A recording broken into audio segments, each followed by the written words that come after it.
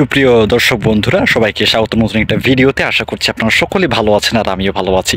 প্রিয় দর্শক বন্ধুরা, আজকে আমরা যে বিষয় নিয়ে কথা বলবো সেটা হচ্ছে যে ভেড়ার কিছু রোগ এবং তার ভ্যাকসিন নিয়ে। আমরা অনেক সময় অনেকে বুঝতে পারি না যে কোন রোগের জন্য কোন ভ্যাকসিনটা দিতে হবে। আজকে আমরা সেসব বিষয় নিয়ে আলোচনা করব, যাতে করে আপনারা বুঝতে পারেন যে কোন রোগের জন্য আমাদের কত সময়ের মধ্যে কোন ভ্যাকসিনটা দিতে হবে। তো চলুন কথা না বাড়িয়ে শুরু করি। আর এটা সম্পূর্ণ বিষয়টা ইম্পর্টেন্ট, তো সম্পূর্ণ ভিডিও দেখার অনুরোধ রইল। ধন্যবাদ। প্রিয় দর্শক বন্ধুরা, আজকে আমরা বাংলাদেশের একটা জনপ্রিয় রোগ, জনপ্রিয় বলে ফেললাম, যাই বা হোক, মূলত যে রোগগুলো বেশি হয়ে থাকে তার মধ্যে হচ্ছে পিপিআর, নিউমোনিয়া এবং কৃমিতে বেশি আক্রান্ত হয় আমাদের দেশের ভেড়াগুলো। তো এই রোগের জন্য আপনারা কি ভ্যাকসিন এবং কত সময়ের মধ্যে দিবেন, এবং এই রোগগুলো হলে ভেড়া কি লক্ষণ দেখা দেয়, আজকে আমরা সেসব বিষয় নিয়ে আলোচনা করব। তো শুরুতে আমরা যে বিষয় নিয়ে কথা বলবো সেটি হচ্ছে যে পিপিআর।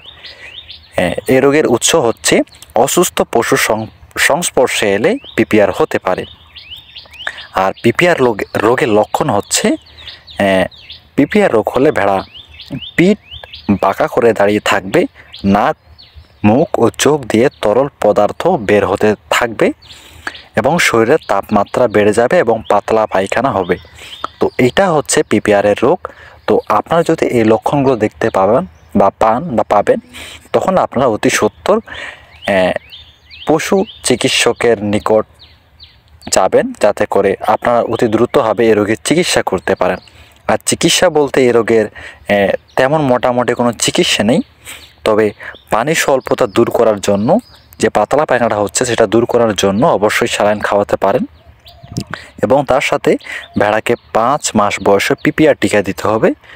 আর এই টিকার রোগ প্রতিরোধ ক্ষমতা থাকবে আপনার 3 বছর, অর্থাৎ 3 বছর এটা কার্যকর হবে। তারপরে আরেকটি রোগ, সেটা হচ্ছে যে নিউমোনিয়া। এই রোগের উৎস হচ্ছে সাধারণত বর্ষাকাল ও স্যাঁতস্যাঁত আবহাওয়ায় এই রোগ দেখা দেয়। বর্ষাকাল তো চলে গেছে, এখন আবহাওয়া ঠান্ডা অর্থাৎ স্যাঁতস্যাঁতে, তো এই রোগটা হওয়ার বেশি সম্ভাবনা থাকে। এই রোগটা হলে ভেড়ার যেগুলো লক্ষণ দেখা দেয় সেটা হচ্ছে যে ভেড়ার প্রথমে ঠান্ডা, পরে জ্বর হবে এবং নাক দিয়ে স্লেমা বের হতে থাকবে। স্লেমা বলতে এই যে আমরা যে নাক দিয়ে হাঁচি দেই বা যে সেলমাটা বার হয় সেটাকে বলা হচ্ছে। তো এটা হওয়ার পর শরীরের তাপমাত্রা বেড়ে যায় এবং ঘন সেলমা হওয়ার কারণে শ্বাস ফেলতে কষ্ট হবে। আর এই রোগের চিকিৎসা হচ্ছে পরিষ্কার, শুকনো, মুক্ত বায়ু চলাচল উপযোগী বাসস্থান তৈরি করতে হবে, যাতে করে সেই জায়গাটা সবসময় ভিজা না থাকে এবং শুকনো থাকে, সেই দিকটা আমাদেরকে লক্ষ্য রাখতে হবে। এবং এই রোগটা যদি বেশি গুরুতর হয় তখন আমাদের ভেটেরিনারি ডাক্তারের পরামর্শ অনুযায়ী চিকিৎসা গ্রহণ করতে হবে। তো আমরা আবার রোগটা বেশি হোক সেটার জন্য অপেক্ষা করবো এমনটা না। রোগটা হয়ে গেলে অতি সত্বর যদি আমরা লক্ষণগুলো দেখতে পাই, তা আমরা অতি সত্বরটা ডক্টরের নিকট শরণাপন্ন হব, যাতে করে আমাদের ভেড়ার যে রোগটা হয়েছে সেটা আমরা ডিটেলসে বলে সেই অনুযায়ী আমরা যেন চিকিৎসা নিতে পারি।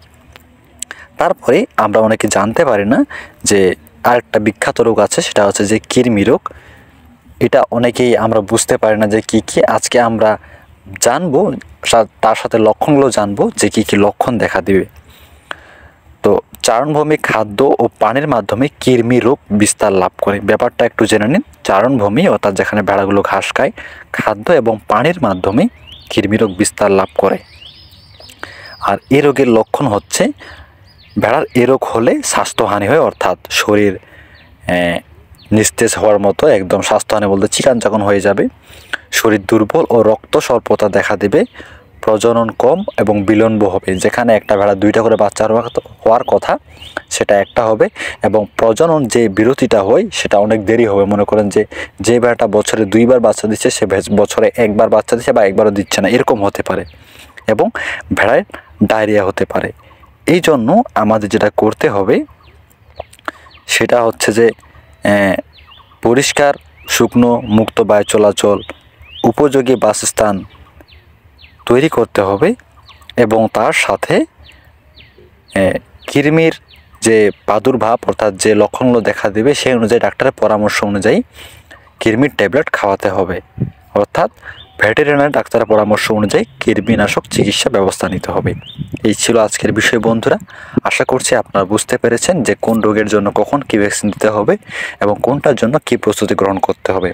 দেখা হচ্ছে নতুন ভিডিওতে নতুন বিষয় নিয়ে। ভালো থাকবেন, ধন্যবাদ।